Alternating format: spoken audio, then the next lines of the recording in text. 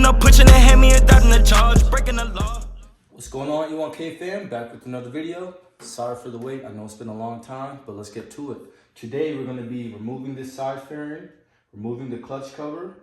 We're going to be taking the whole clutch components out of the bike so I can get to what you call the gear indicator, because my bike is jumping around with the dash. The gears are jumping around. Say I'm in third gear, the bike is showing fourth, fifth, sixth.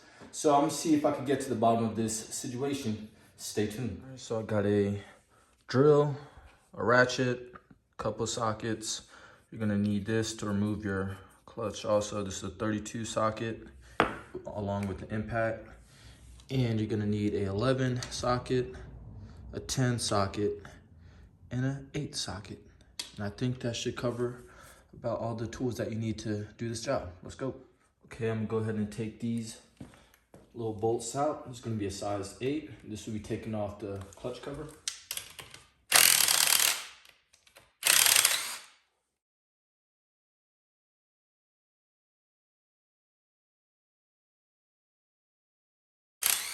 I apply like pretty much the same method you would taking off a car tire.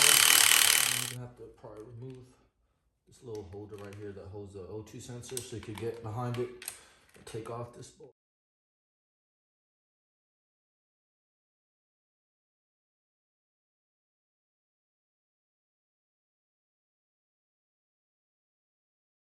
They're all the same size, so you don't have to worry about keeping them in any kind of order.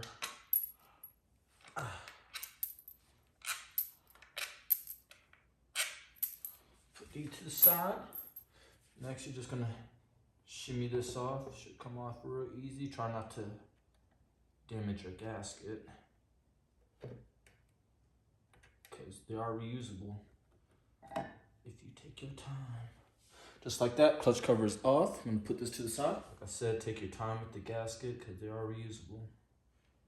It looks like mine, it's a little nicked up, but I think it will be all right. I'll see. Oh, it starts leaking out of it. I know it's messed up. Okay, next step, you need to take out these bolts. We got 1, 2, 3, 4, 5, 6. 6 of them. And you're gonna need a size 10 socket for that. So I'm gonna go over here, grab my 10.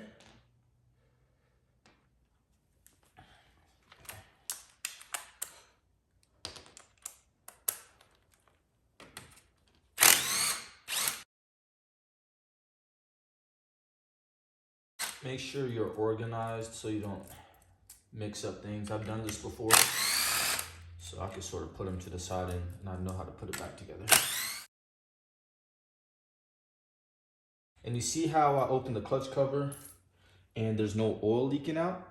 That's because I have it on the kickstand, leaned over, have the steering turned all the way to the left.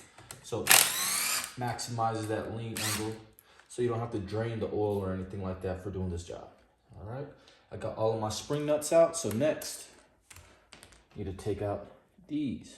That's gonna be a size 11. Here. All right, got the little clutch cover taken off. Now I have to take off this little ring. I said, remember to keep all of this stuff in order. So you're gonna have this washer, then you're gonna have another kind of washer. They go down like this, on top of that push pin. Next step, get the socket for the 32 socket. Make sure when you're using the impact, I know they're different, but make sure you have it going left. You don't want to strip your threads by, you know, tightening this bolt too much. So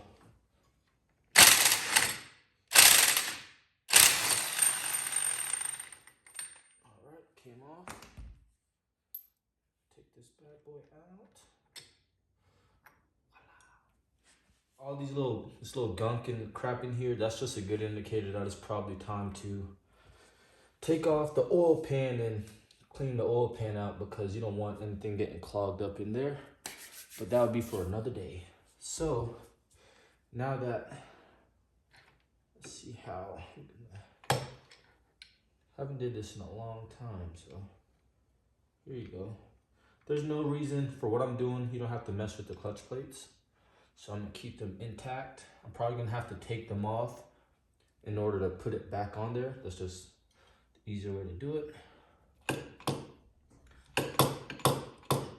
If I remember right, this takes a little bit of playing around. Because I know almost got it. There we go. With my hand, I could just, hope you guys saw everything I was doing because I'm probably not explaining it that well. But take this bearing out.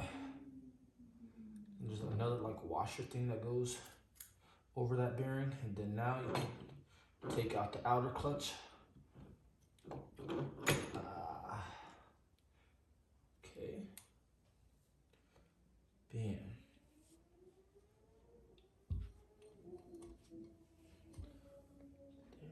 Should be. You also have a washer back here. It's probably going to stick to it, but just in case it falls off, you need to know where it goes. Here's your gears. Remember to keep those stuff in line and all that good stuff. But right here is what I've been trying to get to. The gear sensor indicator, whatever you call it. And I'm gonna remove this, clean it out a little bit, and see if it fixes the problem. And if it doesn't, that means I'm gonna have to buy a new one. So there you go. Hopefully you guys remember how to put it back together. I might just put it back together for you guys, but I don't wanna have a super long video. But this is how you access a Gen 2 gear sensor indicator or gear indicator sensor, however you wanna say it, but this is how you get to it. It's not that hard. You just remember to put things back exactly how they were before you took them off. So E1K, your boy, I'm out. We been a ball today and living in chains. I hop in our planes.